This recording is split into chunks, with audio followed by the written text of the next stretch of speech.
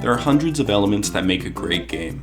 A massive sprawling world to explore, combat that keeps you on the edge of your seat, and music that'll make you twiddle your finger. Layered together, all of these features and more are what keeps us playing video games. In my opinion, easily the most underrated element has to be NPCs. Way back when, NPCs were barely even in games. Not like today at least. Open worlds felt desolate and empty without them, so going back, it's quite obvious how much we take NPCs for granted. Nowadays, you can't walk 5 feet without bumping into virtual Michael Cera in Renaissance cosplay. These guys are everywhere, and it only helped to make open worlds feel like they have some history to them. Let's start off with a simple definition. NPC stands for non-player character, which I am sure you can assume means a character roaming any given virtual world that a player can't actually control themselves. These are the fairy kids in Zelda, the drunk racist jerks from The Witcher, and of course, the Q-tip guy from The Elder Scrolls Oblivion. But what makes a good NPC? In some games, they are used to further immerse the player into the experience with incredible world building. These guys often have their own set day-to-day schedules, like leaving for work, talking to other NPCs, and ending the day by returning home to their fake families. Kinda morbid, right? What's more morbid than that is the fact that some games feel like it was the developer's intention to just massacre these poor souls. None of you are innocent here, especially if you've played Grand Theft Auto. So that's the meat and potatoes of what I'm getting into today. Why are some NPCs more memorable than others? And what makes us throw away our morals in some games and grant them disposable? Join me on this unusually philosophical journey all about what makes a great NPC, and how I created the best NPC of all time. Also, take a drink every time I say the word NPC in this video. Kidding, you'll probably die. I think a great place to start here is from the very beginning. I can't even tell you how long it took me to actually find the first traces of NPCs in games, and I would be lying to you if I said it was worth it. The truth is that it's a pretty blurred line where it all began. Some may argue that the first NPCs were the ghosts in Pac-Man, and some say that it wasn't until the original Zelda that they started to appear as a gaming staple. What I did learn from this research, though, is that there are 3 different kinds of NPCs. The first of these would be what first comes to mind when people hear the name NPC, background characters. In games today, you can find these guys scattered around the world with very little characterization, other than how they look and sound. They are also commonly copy and pasted, meaning they are not one-of-a-kind character models. Examples of this would be the locals wandering the streets of Shibuya in Persona 5, or this dude from Assassin's Creed. The next kind of NPC we will be calling actors. These are NPCs that are a level deeper than background characters. They can easily be defined by their lines of dialogue and usually add depth to a story without being a playable character themselves. These examples span all the way from Cortana to Tom Nook. Finally, the last type of NPC is the hostile ones. These guys have one obvious mission, to try to kill the player. Think creepers in Minecraft or sentinels in No Man's Sky. I could go deeper and explain how I discovered that all of these NPC types perfectly connect in a 3-way Venn diagram, but let's skip all that boring crap. Now that you know the definitions, let's see all the factors that make a great NPC, and take a look at some of the examples of the best. First off, the most obvious factor, and also the most shallow one, has to be how they look aesthetically. Creating an NPC that looks the part is key to any great world building. Although I have a lot of issues with Cyberpunk 2077, I would be lying if I said the NPCs in this game weren't top of the line. Logic-wise, maybe not, but they look pretty damn cool. Just by a mere glance, you could come up with your own backstory to how they ended up where they are today. What's even better is how unique they are, because rather than trying to hide them in the background, they shine brighter than Chip Skylark's teeth. Say what you want about Cyberpunk, in the places that it works best, it's kind of unmatched. Another important factor for any great NPC is how useful it can be to a player.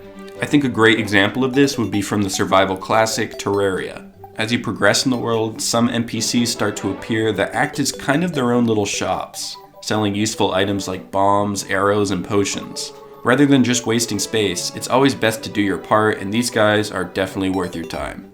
By far the most popular NPCs ever have been the ones from Oblivion. Maybe it's because they're so strange looking and awkward, but I would argue they could be the most lifelike in a way. I feel like I kinda lost you guys, so hear me out. Every NPC in Oblivion has a purpose in their own stories. They have schedules that they need to abide by, they have different predetermined hostility levels towards the player and the surrounding world, and if you were to spend a full day watching them, you would probably discover a ton of details that most people may have already missed. So weirdly enough, Oblivion takes the most lifelike award here. How about the smartest NPCs? There are some amazing examples of developers going above and beyond in this department, but what takes the cake for me has to be the original Half-Life. Now, these guys are a bit different than any of the previous ones that I've mentioned because they're actually hostile NPCs trying to kill the player, but I'm using them as an example for good reason. I don't know how Valve did it, but these enemies are top-of-the-line super soldiers. Not only did they interact with each other so naturally that it's a bit unsettling, but they use actual strategy to take you on rather than just running in like madmen. I remember having this experience the first time I played Half-Life where I had a great vantage point to take out a huge group of enemies. Then somehow they were able to flank my position from both ends as if on command. The thing is, this was on command. These NPCs are programmed to find the best possible way to attack the player without leaving themselves open, and it is a mechanic like this that still blows my mind to this day. It's also kinda scary actually. It makes me think that Valve could make AI sentient if they wanted to. While we are on the topic of enemies, most of the time taking these guys on are easy. But what about when it comes to battling your own morals? The Last of Us is king when it comes to this. Sometimes when you shoot an enemy, their screaming reactions are pretty gut-wrenching. What's worse is if you're taking on a group, killing one of them will cause the rest to call out their name, really making you feel like the AI had a full life and friends who are going to remember them. Why would you do this to me, game? Why are you making me rethink every decision I have ever made? On the total opposite side of the spectrum, all empathy is thrown out the window in GTA. I can't be the only one who has driven through a crowded sidewalk in this game and felt nothing. I'm not proud of it, but be honest, I'm not alone here. Why did these guys make it so easy to not care about them at all? Ripping a single mother from her car takes a single click and it's barely ever had any negative repercussions. Here's the thing, I'm confident in saying Rockstar Games intended for the game to be played this way. I know that's not a mind-blowing discovery, but here are some of the reasons that a player might be hostile to a bunch of innocent NPCs. They yell some things that are basically just begging for a punch in the face. They're always trying to push your buttons, even if you're simply just walking down the street. They all have this superiority complex, which is possibly a commentary on modern day society, but this makes it much easier to feel less empathetic towards them. Number 2, you are always rewarded for taking NPCs out, whether you actively realize it or not. Each random pedestrian drops some money every time they are killed. It's not a lot, but it's subconsciously giving you positive reinforcement. It's also important to mention that GTA Online has a hostility system that ranks players based on how many innocent people they have terrorized. As you can imagine, all players online have some level of competitiveness that make this feature worthwhile, even if it doesn't really have any added bonuses. My final point, the biggest appeal of GTA has always been the epic police chases, and a shortcut to get there would be just to kill an NPC on sight. My takeaway here, I'm definitely not complaining about any of this because it's just the way the game is meant to function, and if you do these things, it doesn't mean you're a serial killer in the making. Rockstar does a great job of making Los Santos feel as far from real life as they can, so I don't think this is a sign that you need to go to therapy over accidentally rear-ending a rando's car.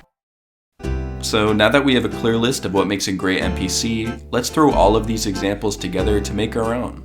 First, it needs to be pleasing to look at with unique features like Cyberpunk. Also, it needs to be able to add value to the player by being useful like Terraria.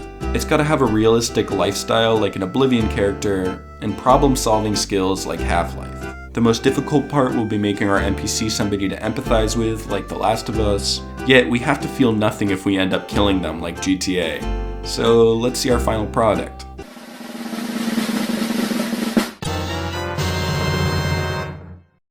I think I made a mistake somewhere. Thanks a ton for watching, guys. This was probably my favorite video to make so far, and although we ended up unintentionally creating a monster, it was the friends that we made along the way that made it worthwhile. Why don't you become a friend made along the way by subscribing? We're trying to reach 200 subscribers by March, so I would love it if you help me out in our quest to do so. All that being said, thanks again for watching, keep gaming to the fullest, and I will catch you guys next time.